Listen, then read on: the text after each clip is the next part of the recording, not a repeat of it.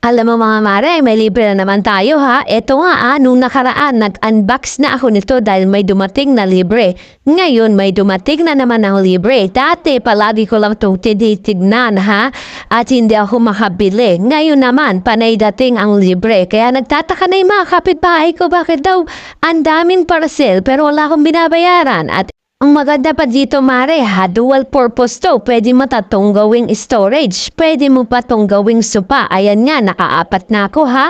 Kaya pag may dumating ulit ang libre, ibibigay ko na sa inyo. Pero sa ngayon, ini-enjoy ko muna to. Kasi favorite ko talaga tong storage box na to. Kasi nga, ang dami mong mailalagay at higit sa lahat.